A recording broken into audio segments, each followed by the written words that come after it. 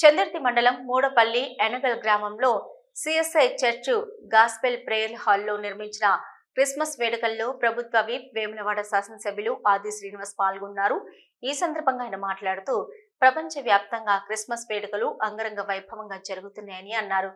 భారతదేశం సర్వమతాల సమ్మేళనమని అన్నారు. ప్రేమ, సహనం, త్యాగం, దాతృత్వమని సుగుణాల ఆచరణ ద్వారా మానవాళిని సన్మార్గం వైపు నడిపించిన యేసుక్రీస్తు జీవనం అందరికీ ఆదర్శనీయమని అన్నారు. ఈ సందర్భంగా ప్రజలందరికీ క్రిస్మస్ శుభాకాంక్షలు తెలియజేశారు. ఈ కార్యక్రమంలో కాంగ్రెస్ పార్టీ మండల శాఖ అధ్యక్షులు Chintapanti Ramaswamy, Rudrangi market committee vice chairman Bojja Mallesham, మాజీ జెడ్పీటీసీ నాగం కుమార్, నాయకులు కొట్టి ప్రభాకర్, పులి సత్యం, దారం రామచంద్రం, సంటి యేసుదాసు, దూది శ్రీనివాసరెడ్డి తదితరులు పాల్గొన్నారు. చిన్ని పశువుల పాకలో పుట్టెన్, పాకలో పుట్టెన్, పాకలో పుట్టెన్, పాకలో పుట్టెన్. Rudrangi market committee director Lavanya వచ్చిందంటే అంగరంగ వైభవంగా క్రిస్మస్ వేడుకలు అంగరంగ వైభవంగా ఆడంబర అంటే ప్రపంచవ్యాప్తంగా కూడా ఆకాశం ఎత్తుగా ఈ క్రిస్మస్ వేడుకలు జరుపుకోవడం ఆనవాయితీగా వస్తుంది. ఇప్పుడే కాంతారావు గారు ఈ యొక్క క్రిస్మస్ వేడుకల ముఖ్య ఉద్దేశాన్ని, ఈ వేడుకలలో ప్రతి ఏటా కూడా పాల్గొన్న సందర్భంలో ఈరోజు కూడా మీ మధ్యలోకి వచ్చేటువంటి క్రమంలో వారి సందేశాన్ని కూడా వినడం జరిగింది.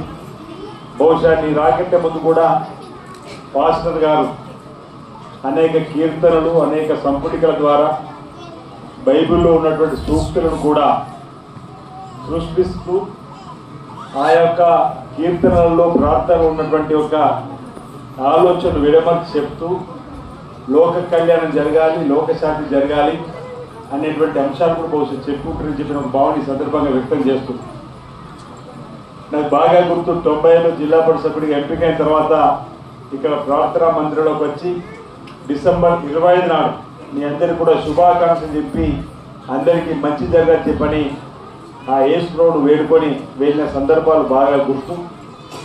ప్రధానంగా యేసు ప్రభు జన్మించినటువంటి ఈ తేదీన 25వ తేదీన మనం ఈ క్రిస్మస్ పండుగను జరుపుకోవడం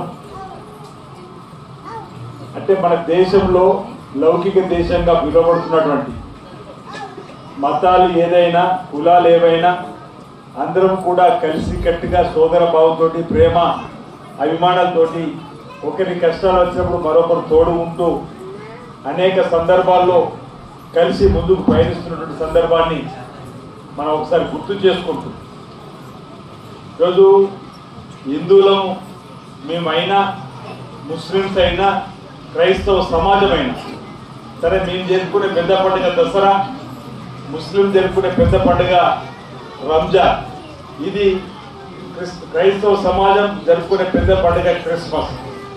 ఈ కార్యక్రమాలలో మనం వేడుకునేది ఆ ప్రభువులను.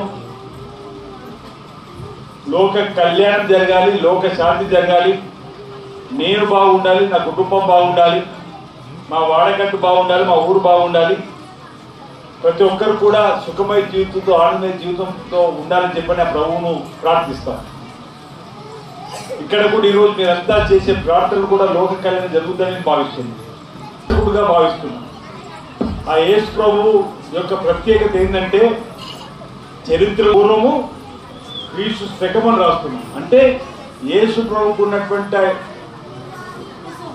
ప్రతిష్ట, ప్రాశిష్యం కానీ వారి యొక్క ఆలోచన ధోరణి ఆనాటి కాలంలోనే యేసు ప్రభు యొక్క ఆలోచన విధానము ప్రజలందరికీ అంది, ప్రజలందరూ కూడా సుఖమయతో జీవితం పోవడం చేసేటువంటి కార్యక్రమంలోనే వారు ఉన్నారనేటువంటి భావన ఈరోజు మనం చరిత్ర పుట్టుల్లోకి వెళ్ళకుండా కేవలం కీర్తిశకం, కీర్తిపూర్వం అంటేనే మరి ఆలోచన విధానం మనం చెప్పుకోవచ్చు. బాగా నేను మన సందర్భం చెప్తున్నాను.